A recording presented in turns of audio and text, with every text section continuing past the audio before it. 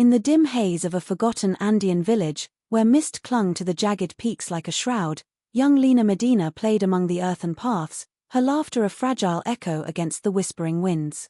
Barely 5 years old, she embodied the untamed spirit of the highlands, eyes wide with wonder, feet dancing over stones worn smooth by generations. But lately, a shadow had crept into her world, subtle at first, like the slow creep of dusk. Her belly swelled unnaturally, a bloating that her mother attributed to spoiled food or perhaps a lingering fever from the rainy season. The villagers murmured of spirits, of ancient pacts broken, their gazes lingering too long as Lina passed, her small frame now burdened with an inexplicable weight. Nights brought no respite. Lina would wake in the stifling darkness of their mud-brick home, sweat beading on her forehead, her hands clutching at the phantom aches that twisted inside her. Dreams plagued her, visions of hands emerging from the fog, pulling her into abyssal depths where cries echoed without source. Her father, a stoic farmer with calloused hands and a gaze that hid untold sorrows, carried her to the local curandero, who burned herbs and chanted incantations, but the swelling only grew, pressing against her ribs like a living thing trapped within. As the months blurred into a haze of unease, the family's desperation mounted. Whispers turned to accusations, neighbors crossed themselves at the sight of her, fearing a malediction that might spread like plague. Lina, innocent and uncomprehending, felt the world tilting around her, the once familiar faces now masks of suspicion and dread. Little did they know, the truth lurking beneath that innocent swell was a horror that would defy the boundaries of nature itself, unraveling the fragile threads of their isolated existence and exposing a darkness that no light could fully banish. In the high, thin air of Tucrapo, a speck of a village cradled between knife-edged ridges in Peru's Castrovirreyna province, 1939 felt like any other year. The days were ruled by the same relentless rhythm, dawn mist rolling off the mountains, the lowing of sheep bells, the smell of damp earth and eucalyptus smoke drifting from clay chimneys. Children ran barefoot along narrow paths that threaded between adobe houses, chasing hoops made of wire or kicking stones that clattered like bones. Among them was Lina Medina, 5 years and 7 months old, small even for her age, with dark braids that swung like pendulums when she laughed.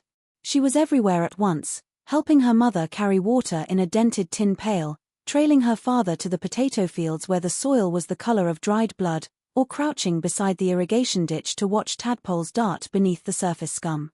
Her smile was sudden and bright, the kind that made even the oldest women soften and press a piece of dried coca into her tiny palm.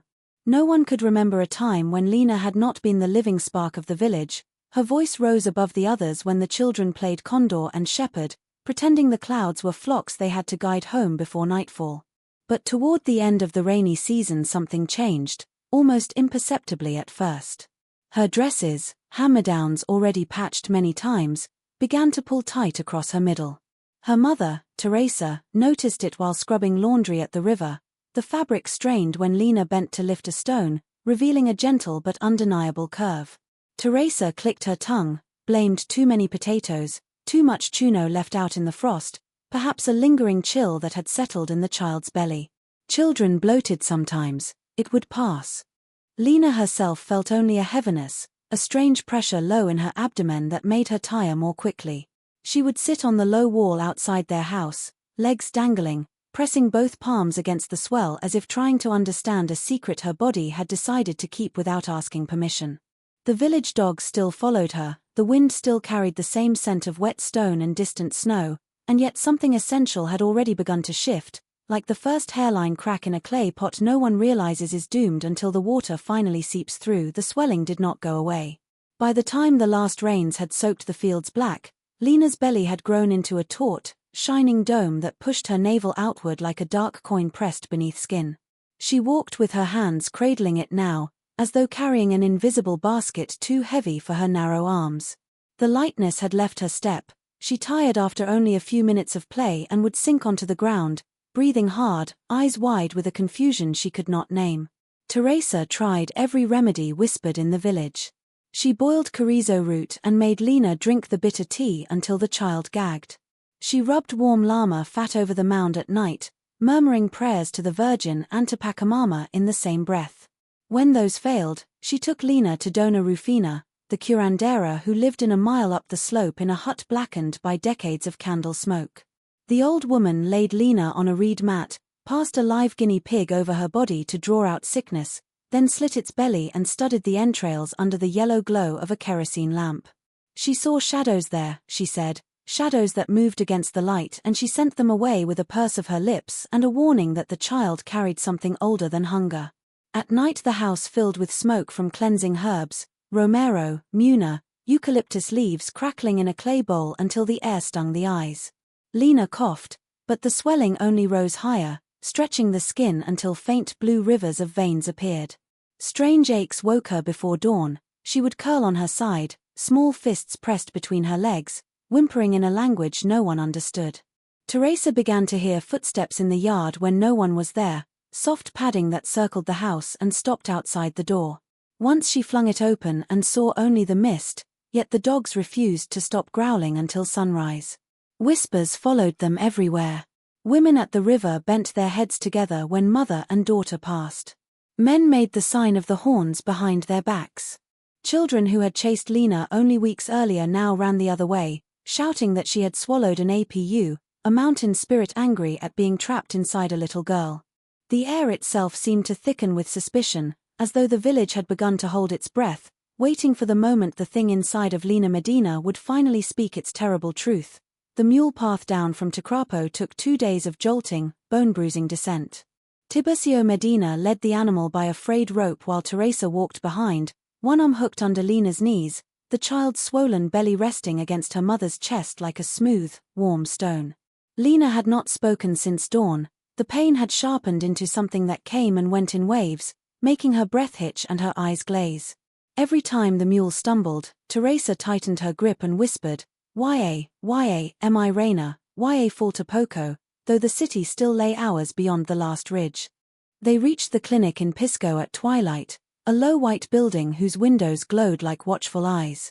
A nurse took one look at Lina, bare feet black with mud, dress riding up over the impossible curve, and crossed herself before hurrying them inside.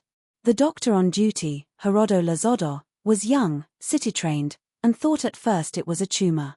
He pressed gloved fingers along the drum-tight skin, listened with a wooden stethoscope, then froze.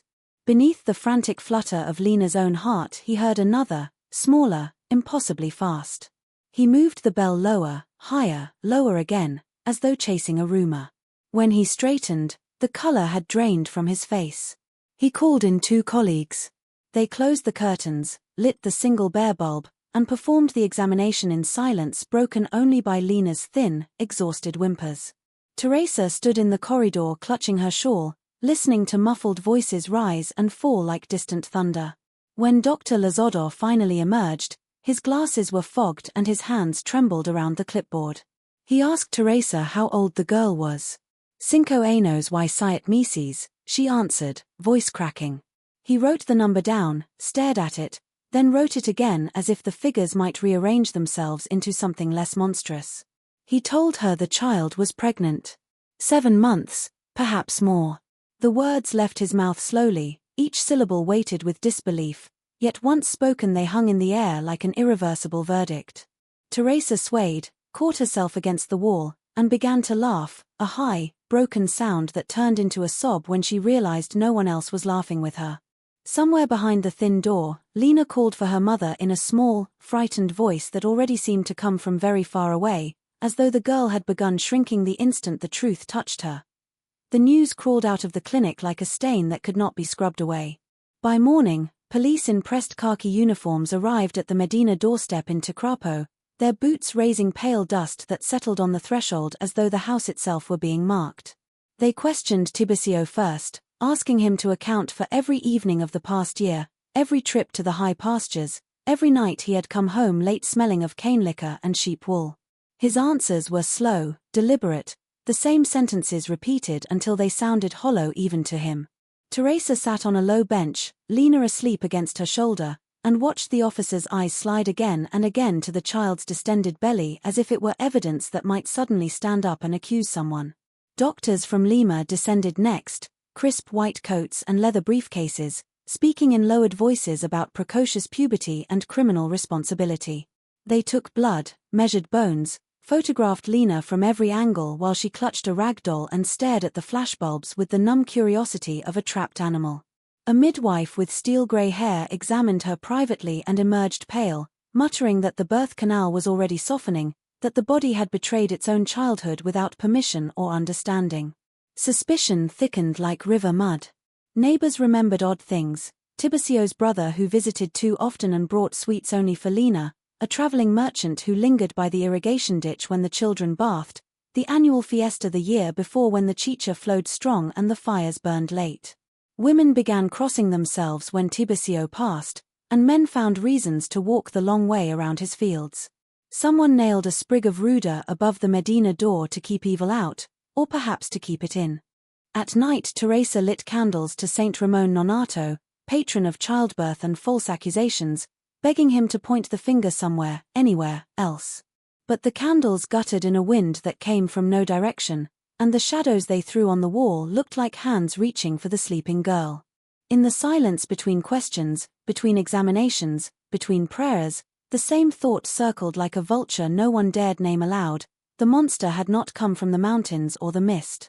It had walked on human legs, spoken with a human voice, and left its seed inside the smallest, most defenseless body the village had ever cradled. The 8th month arrived like a fever that refused to break. Lina no longer walked the paths of Ticrapo. The weight dragged her down so completely that she spent most days on a straw mattress pushed against the coolest wall, knees drawn up as far as the mound allowed. Her skin had taken on a translucent sheen, veins mapping violet rivers across the drum of her belly. When the baby moved, and it moved constantly now, a slow, deliberate rolling as if testing the walls of its prison, the shape of a foot or an elbow would rise beneath the skin like a creature trying to push through wet paper. Lina would freeze, eyes huge, and whisper some move in a voice so small it barely disturbed the dust motes drifting in the shaft of light from the doorway. Sleep, when it came, was worse. She woke gasping, convinced that black hands had been inside her, rearranging organs the way her mother rearranged beans in a pot. In the dreams the hands belonged to no one, they simply existed, cold and patient, sliding between her ribs while a voice she almost recognized crooned an old lullaby in Quechua. Sometimes she saw herself from above, a tiny child split open like overripe fruit, something slick and shining crawling out while the village dogs howled in circles. She would jerk awake soaked in sweat, clutching the rag doll so tightly its button eye left a red circle on her palm. Teresa tried to keep the room dim, hanging burlap over the single window, but the darkness only sharpened the visions. Shadows pooled in corners and became faces: the curandera's guinea pig with its belly slit, the merchant's gold tooth glinting, her father's silhouette pausing too long in the doorway before turning away.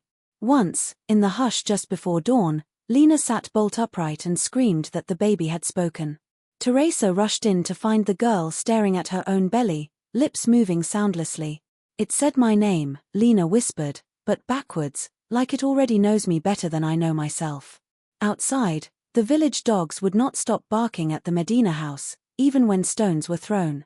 Inside, the air grew thick with candle smoke and fear, and the child who had once chased clouds across the sky now lay trembling, waiting for the thing inside her to finish whatever dark conversation it had started long before she ever had the words to scream.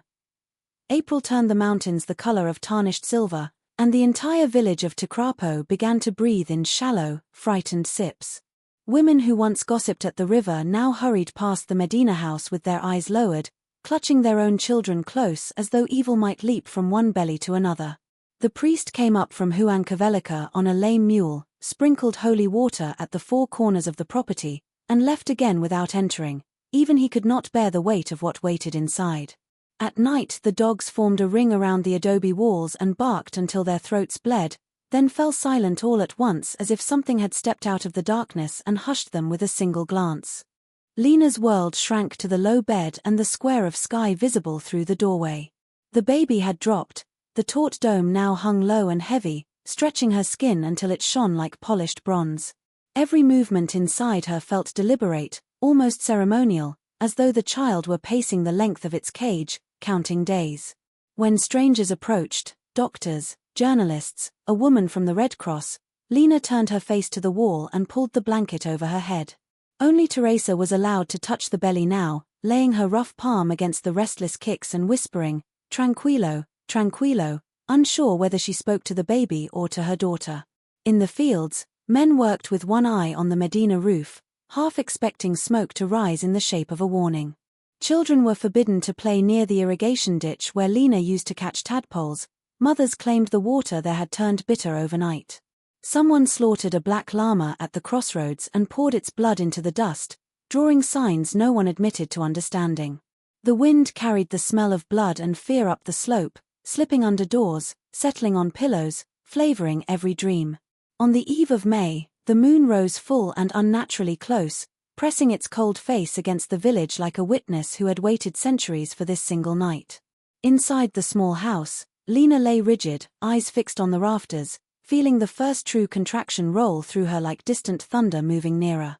The waiting was almost over. The thing that had chosen her body as its doorway was gathering itself for the crossing, and every soul in Tecrapo knew, without being told, that whatever emerged with the dawn would carry the mountain's oldest shadows out into the light.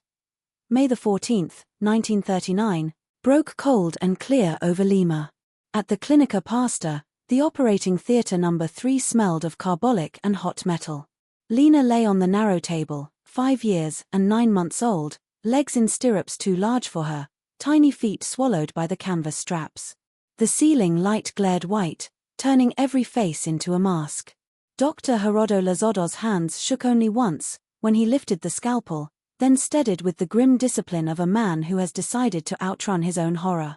The incision was small, almost delicate, a red smile just above the dark line of pubic hair that had no business being there. Warm blood welled instantly, bright as pomegranate seeds.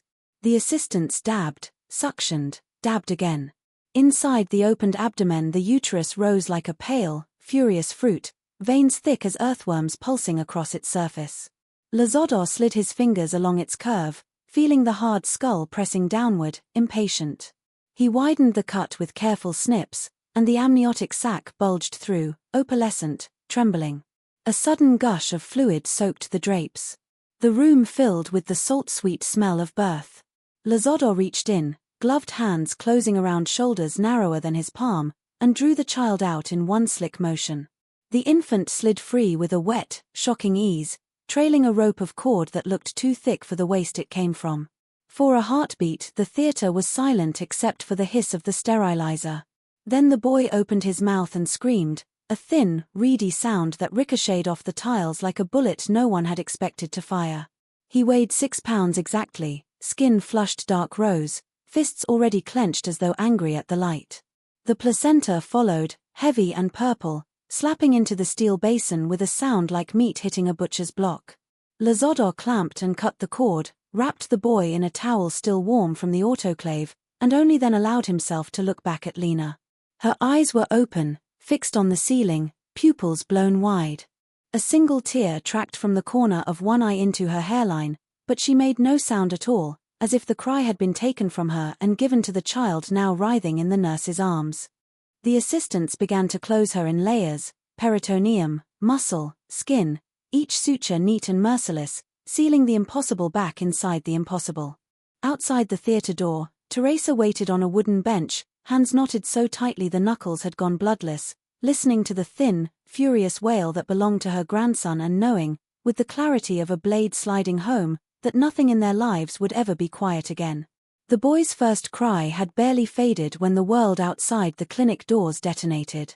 Reporters from Lima, Buenos Aires, New York, even London, poured into the hospital courtyard like floodwater, cameras flashing, notebooks flapping, voices shouting questions in languages Teresa could not name. Within 48 hours the story circled the globe faster than any plague. Peruvian girl, 5, gives birth to healthy son. Headlines screamed in block capitals, photographs of Lina, wide-eyed, bandaged, clutching a stuffed rabbit someone had thrust into her way, appeared on front pages beside advertisements for Coca-Cola and war in Europe. Doctors paraded the infant in a glass incubator for the cameras, pointing at his perfect fingers, his dark Medina eyes, as though he were a living rebuttal to every law of nature. Pathologists argued in medical journals about precocious puberty, pituitary tumors, ovarian cysts the size of oranges. A priest declared it a virgin birth and was quietly removed from his parish. A spiritualist in Chicago claimed Lina had been chosen by ancient Incan gods. Offers flooded in, movie contracts, circus sideshows, a wax likeness for Madame Tussauds, an American millionaire who wanted to buy the child outright. In Ticrapo, the village emptied overnight. Families packed mules and vanished into the highlands rather than face the journalists camping in the plaza. Those who remained shuttered their doors and refused to sell even a single egg to the outsiders. Someone burned the Medina house to the ground the night the first photographs were published. Only the adobe walls stood blackened and smoking when dawn came.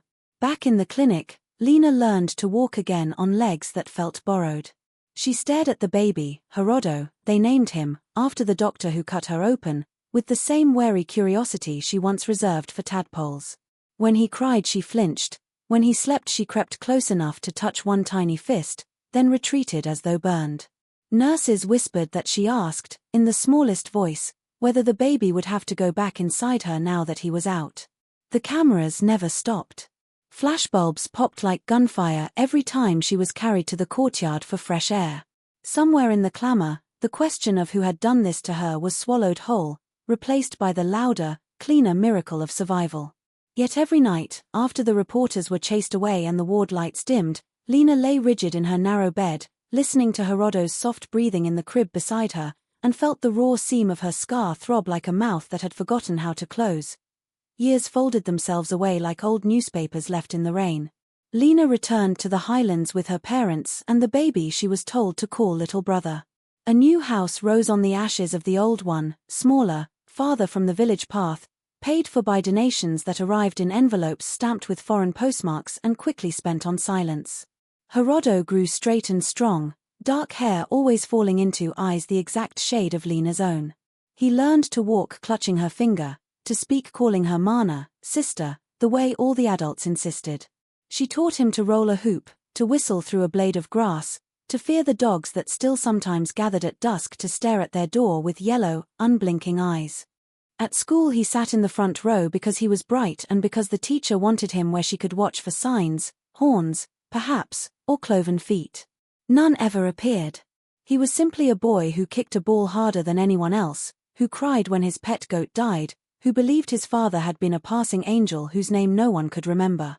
Lina watched him from the doorway every afternoon, arms crossed tight over the faint silver ladder of her scar, counting the ways he was ordinary and finding the tally never quite enough.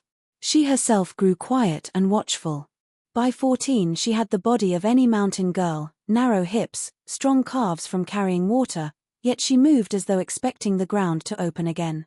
Men noticed her beauty and looked away when they remembered why they knew her face.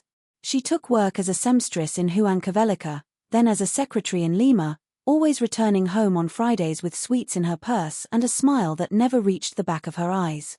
Herodo trailed after her like a faithful shadow, asking why people stared, why his birth certificate listed no father, why his mother sometimes woke screaming his name in the dark.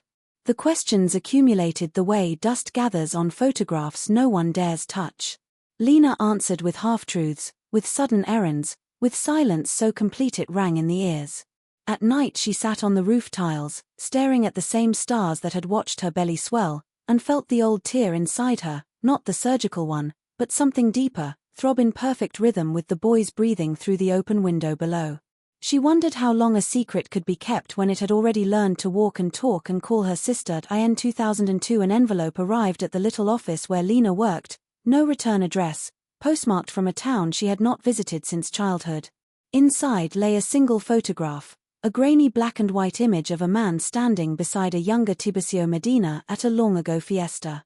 The man's face was turned 3/4 away, but the slope of the shoulders, the way the left hand curled at his side, the gold tooth catching the flash, Lina knew them all with the certainty of a scream trapped in the throat. On the back, written in faded ink, were the words he never left the province. The sender had enclosed a second item, a hospital bracelet, yellowed with age, the kind used on newborns in the 1930s. The name printed on it was not Herodo but a different surname altogether, one that belonged to a cousin who had lived with the family the year Lina's belly began to swell. He had disappeared the week the journalists arrived, supposedly to seek work in the mines, never seen again by anyone willing to admit it. Lina sat at her desk until long after the other secretaries had gone home, the bracelet coiled in her fist like a small dry snake. She remembered things she had trained herself to forget, the cousin's habit of bringing her candies no one else received, the way he lifted her onto his lap to tell stories when the adults were busy, the afternoon silences in the house when her mother was at the river and her father in the upper fields. She remembered the smell of cane liquor on his breath and the sudden weight of a hand that lingered too long. She burned the photograph and the bracelet in a tin basin behind the building, watching the plastic bubble and blacken, but the image stayed printed behind her eyes brighter than any flashbulb. That night she did not go home. Instead she took a bus to the old village, walked the moonlit path to the cousin's abandoned plot, and stood among the nettles where his house once stood. Somewhere beneath the weeds lay the truth she had carried inside her longer than she had carried Herodo, a truth that had grown teeth and learned to speak with her son's voice. She pressed her palm against the faint scar low on her abdomen and felt, for the first time in 63 years, the old wound finally tear open again, letting the darkness out at last.